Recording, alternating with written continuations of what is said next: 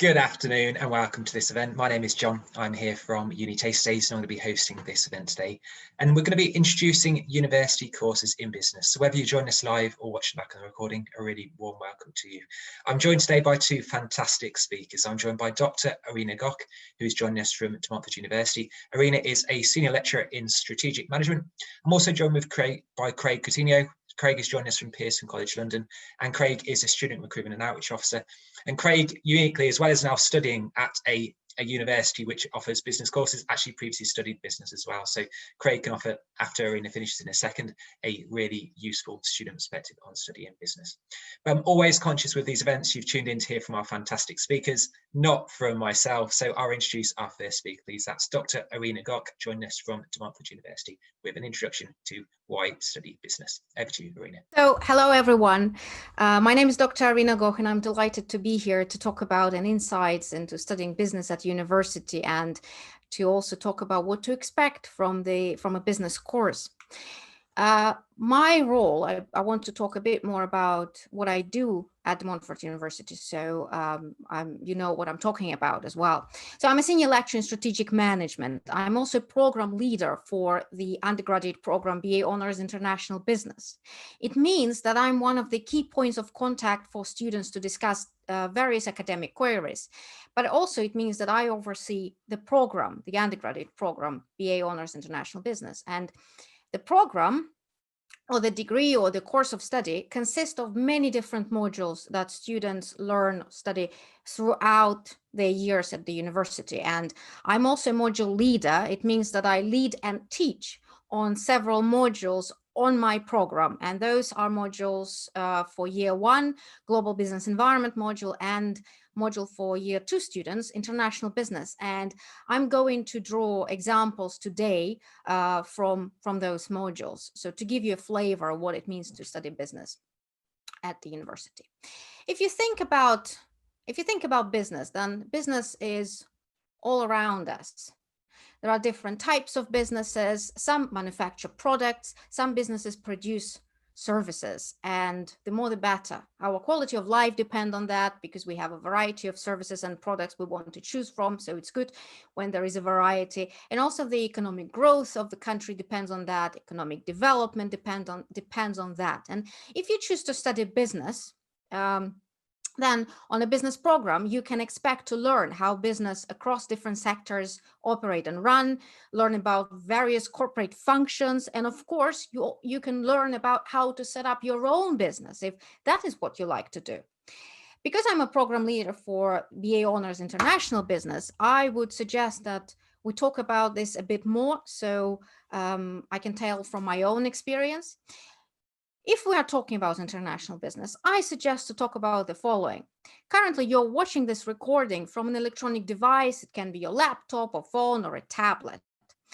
What I suggest is to examine that device and perhaps do a bit of research. You don't have to do it now, you can do it later, but think about the following questions.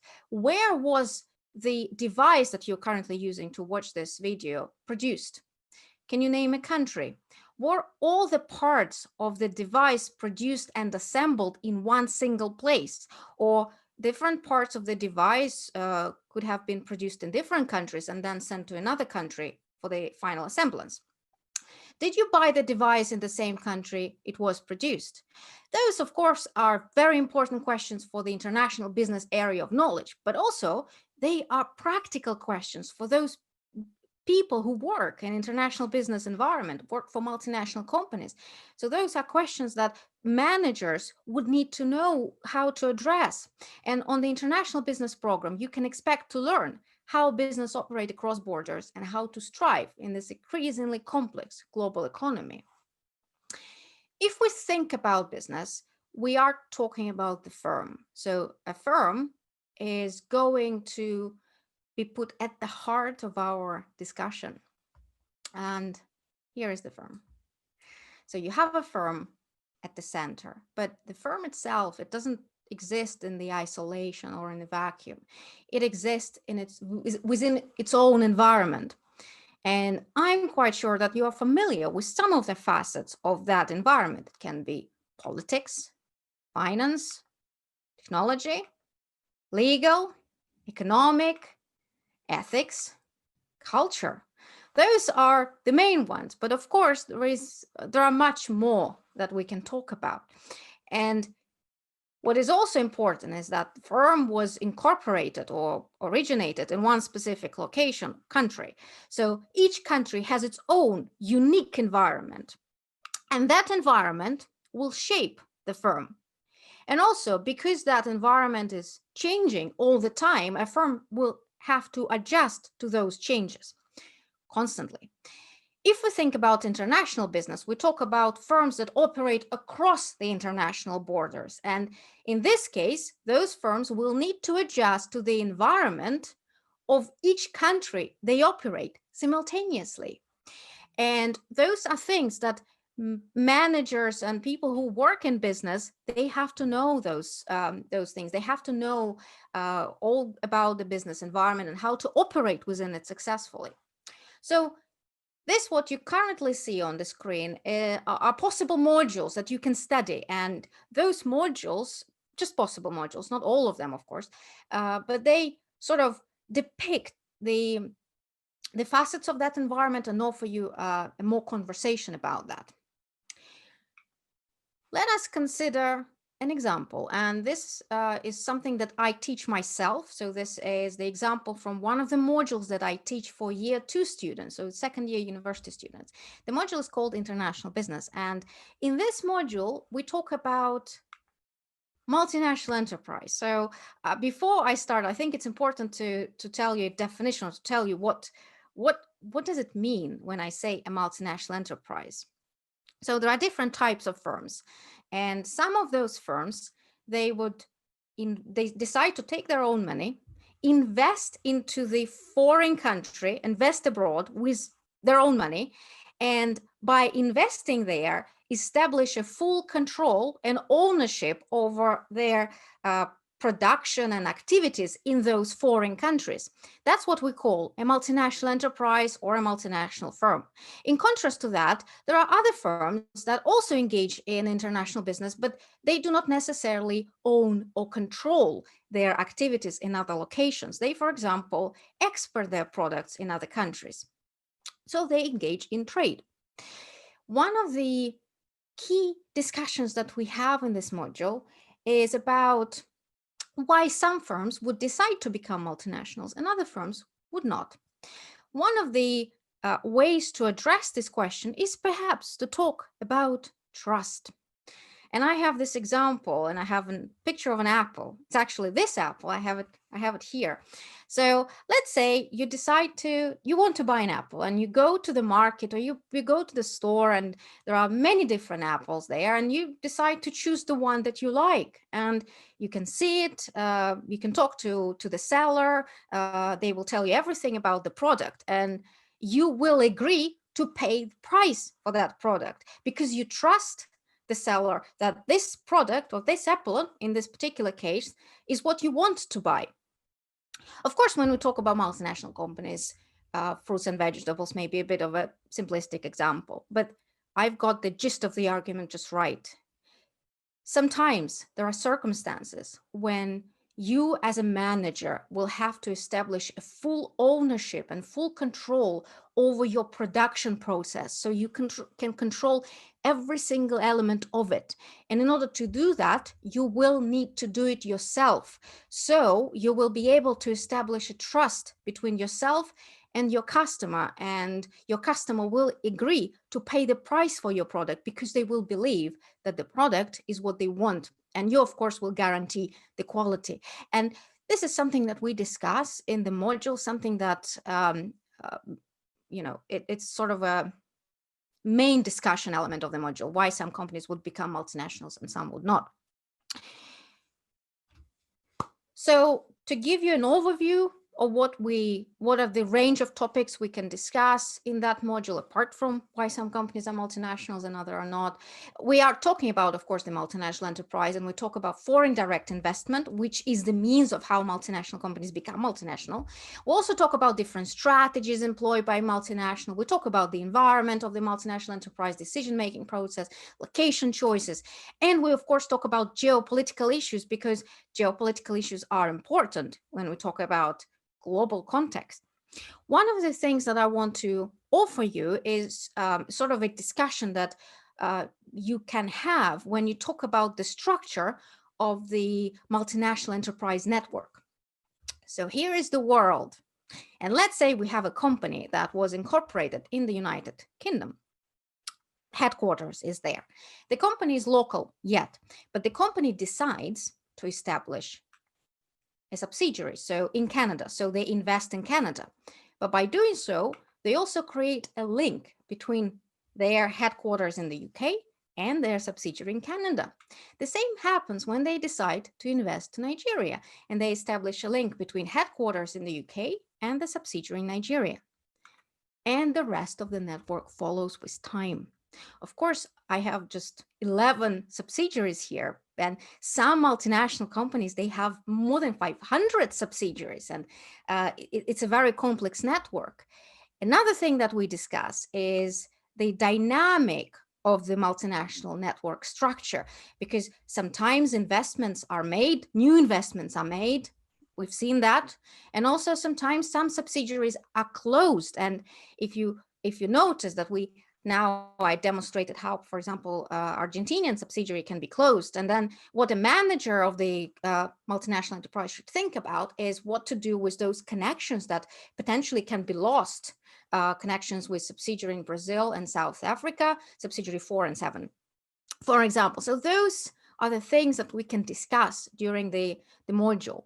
In terms of assessment, in this particular module, there are 2 assessment components. One is individual essay, another is individual report.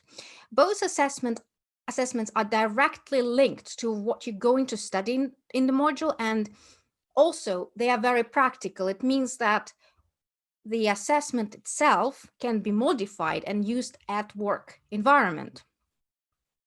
In terms of other types of assessments that possibly students can get at the university, there is a variety of them, and students can do essays and reports. Some of those reports, for example, can be group reports or reflective reports, when we ask students to reflect on the activities that they did in the past. There are also seen and unseen exams. Seen exam is when you know questions in advance and you come to the exam hall and you write those questions there. Unseen exams is when you don't know the questions, but you might be familiar with the range of topics. And then you come to your exam, and that's where you find out the exact questions. Of course, there are also multiple choice tests, competency tests, and the whole range of different types of examinations. There are also individual and group presentations, business pitches, videos, podcasts, and face-to-face when we will be allowed to resume face-to-face teaching, of course. One thing that I always recommend my students is to think about placements. When you study business, it's very important to have the practical element in place. And of course, your modules, your assessment is going to include that practical element. But placement is a great thing to do. Placement is usually taken between the end of the second year at the university and before you start your third year. So when you complete the second year at the university, you go to the placement, and then you do a year in the industry, which is your placement, and then you come back to study your final third year at the university. Placements are a full-time job, so you get paid, and you would need to find a placement of yourself.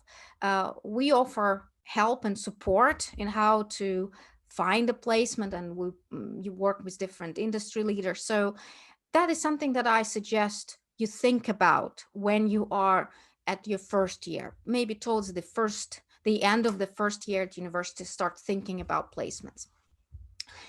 I'm concluding my talk now, and I want to say a few words about tips for starting university. I think that the main thing is be confident. Everyone is new at your program, at your course. So be confident and make friends. You can start university on whatever foot you want. Go to your lectures and do the preparation. It's really important because you will get that confidence And this confidence will help you to contribute to the class discussion. And that's something that you will value. You get out of university what you put in. Look for opportunities and grab them, because there is a lot of opportunities. And of course, learn to budget. And last but not least, have fun. That I think is also important. And enjoy your university life. Thank you very much. Thank you very much, Irina. That was Dr. Irina Gokh joining us from Montfort University. Irina is a senior lecturer in strategic management. Excellent session. Loved that you provided a guide to what to expect on a course, and your example of international business, which is the program you lead. For that's fantastic.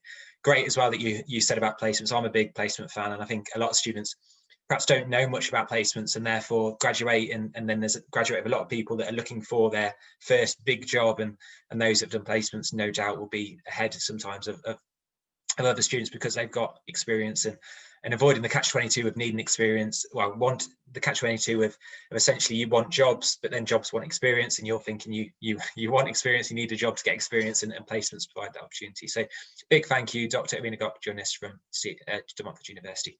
Our second speaker is Craig Coutinho. Craig is joining us from Pearson College London, and Craig is offering two perspectives. He now works at Pearson College London as a student recruitment and outreach officer, so he works for an institution which is offering fantastic business programs, but actually Craig also has studied business fairly recently. So Craig is going to provide an introduction from a student's perspective to studying business. I'm going to kick off now, and I'll tell you a little bit more about what it was like to study business management. So a little bit about me first, that is me right there. But yeah, I studied the BA Honours Bachelor's in Business Management at Pearson Business School. Pearson Business School, of course, a part of Pearson College London. And yeah, during my time, I was quite involved in the college because I was also an ambassador as well as a student rep. Just to give a perspective on my background. So yeah, I studied business, history, geography, philosophy, and ethics at A-level. And I was really interested in studying something like business, maybe to do with human resources. And I quite liked my previous topics of A-level learning to do with human geography, stuff like population, tourism, ethics. I'm very simple, so I like sports and music. But yeah, of course, I'm now working in the student recruitment and outreach team at Pearson College London. So I'm just actually going to start off by mentioning a couple of the skills that employers are looking for. So there's a load of skills that employers are looking for. So especially something to consider when you graduate from university to help you find a course that will help you develop these skills. So stuff like managing yourself and working in teams, solving problems. Of course, your stuff like IT, literacy, numeracy skills, communication skills, and results orientation, then loads of others. So the reason why I'm mentioning these is because you should really look for a course that will help you to build these skills up. So that way, once you graduate from university, you'll have a lot of the skills that employers are looking for. So especially stuff like confidence, presentation skills, and time management are three of the top ones I like to mention, because these are stuff that you'll be doing kind of week in, week out at university on the course that you're doing. Of course, managing your time, you'll be doing lots of presentations and interactive group tasks, and you will have to have loads of confidence throughout. So really good to build on these skills, so that way when you graduate, employers will be able to look at you and see that you've done more in your course than just your learning. So building up your soft skills too.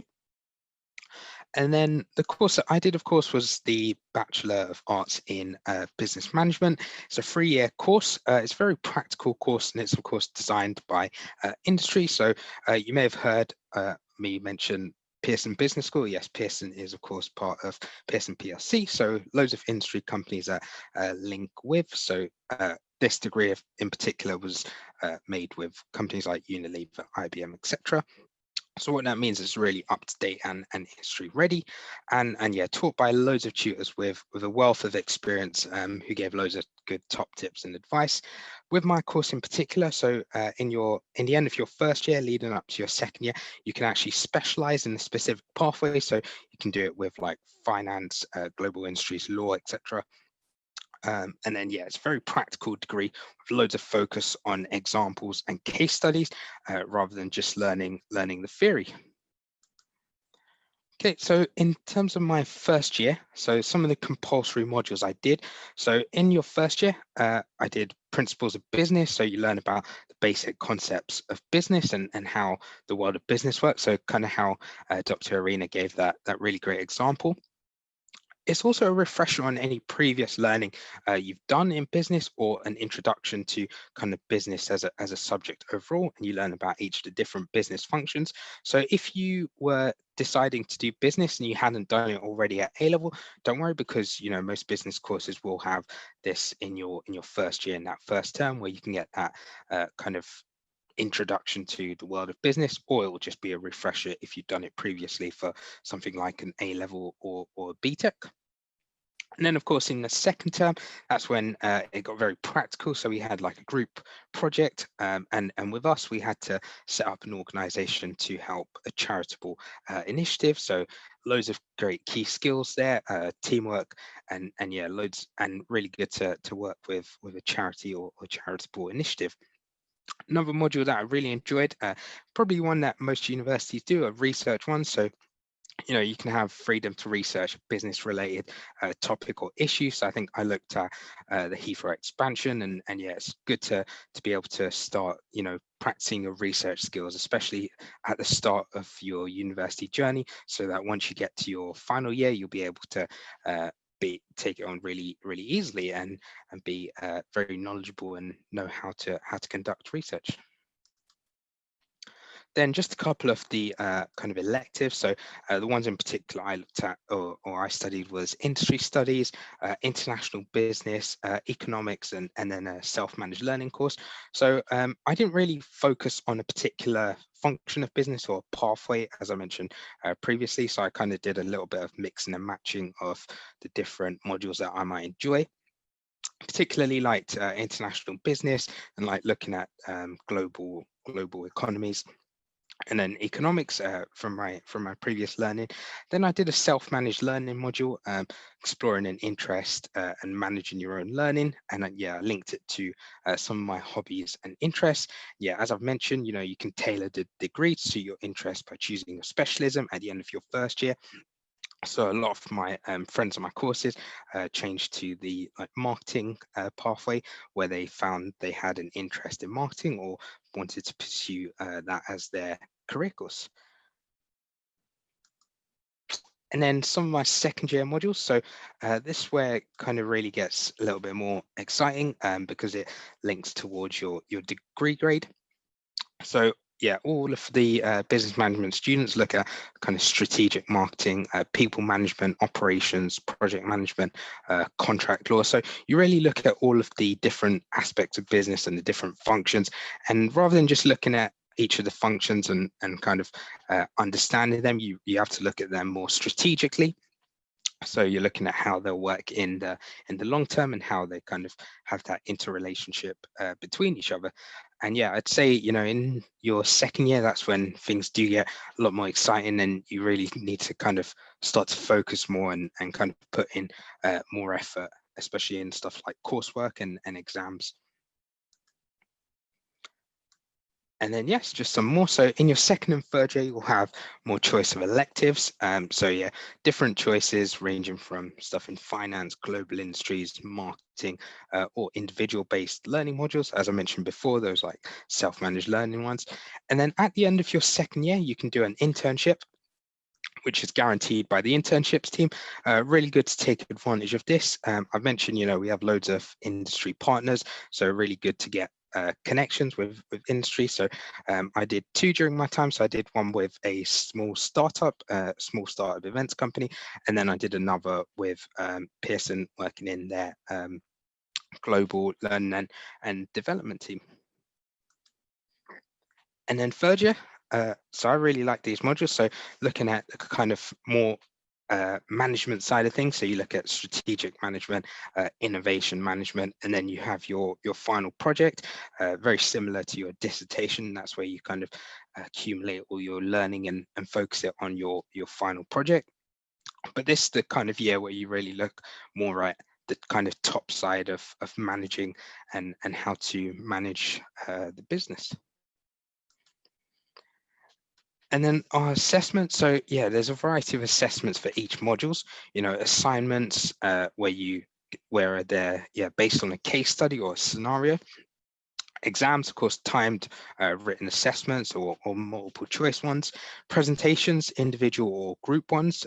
Really nice ones. We had some group presentations and working in teams. So especially linking to those modules that I mentioned before about teamwork and collaboration. So especially for the principles of business one, we had to do a presentation on our charitable initiative. And then subject-specific assessments. So for law, stuff like moots, for finance, stuff like negotiation exercises, and then for entrepreneurship, business pitches. And yeah, some modules do have a choice between different assessment types, so you can actually choose. So whether you prefer doing an assignment or a presentation, you do have that choice. So you can have a good mix of different assessments, but it's good to be prepared. Okay, just a couple of my points that I wanted to mention about why you should study business. So yeah, especially if you're interested in learning about kind of the whole world of business and enterprise, so having your own company, or if you're interested in some of the different functions of business like marketing, finance, HR, operations, business and kind of a business management course will give you a good overview of the world of business. According to What University, there's 207 universities that offer almost 1,700 courses, which include business in it. So lots of good choices. So you can do stuff like business, business management, business studies, business with another subject. So always good to have a good research on that. You can choose modules to tailor your degree according to your interests or career aspirations. So it's good to have flexibility and look at which career paths you might want to do. And of course, you'll gain loads of key skills during your course that businesses are looking for, and the knowledge of the business environment. So not only will you gain those key skills, but you'll have that knowledge alongside it. So you'll have more of an understanding of how business runs and how it operates, and a wide range of possible career paths such as these. So loads of different career paths that you can go into, and the list is probably too long for a couple of slides, so I've just put much more. And then, yeah, just a couple of next steps from me. So yeah, if you are considering studying business, I would say definitely have a chat with your careers advisor. They'll have a wealth of knowledge and be like the best person to advise you. Do chat to your teacher, so your subject teachers. Also have a chat with the business teachers. So even if you don't study business, do chat to the business teacher at your institution, and they'll be able to help give you some guidance and some top tips. Have a look at some free courses or try and do some extra learning. If you have any kind of spare time, it's always good to do those and do some courses so you can get more of an understanding. And then one of the best things I think you can do is attend a taster day. Our next one's actually on the 5th of December. So if you want to get a taster in business and the course that I did, or of course, UniTasterDays, all the different taster days, but I really couldn't recommend it enough. Do try and attend a taster day, as many as you can if you want, just to see what it'd be like to study business and what it'd be like to study at that particular institution or at any institution. I've got some FAQs. I know we won't have questions here, but some questions that you might be thinking of. So if I haven't studied business A-level or BTEC or any kind of level 3 qualification, can I still study a business degree? So yes, of course, but of course do check with each university about their specific course requirements. But yeah, in most business degrees, you'll be introduced to and learn the core areas of business kind of in the first year, and in particular in that first term or semester.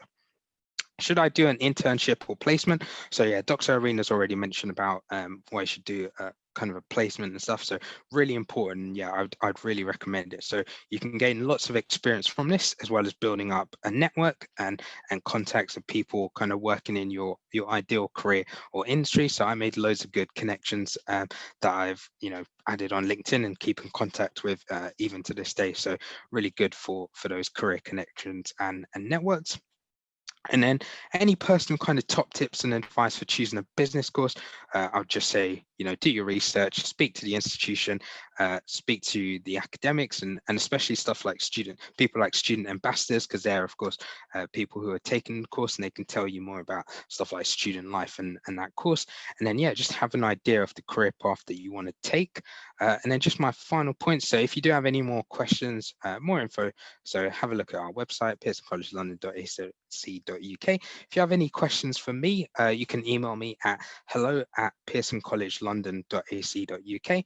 You can also do like a live chat with people like myself, so alumni, student ambassadors and degree apprentices on the link there. So chat to current students as well as also students on our other creative school, Escape Studios. But yeah, on that note, just want to say a huge thank you to Jon and UniTasterDays for having us.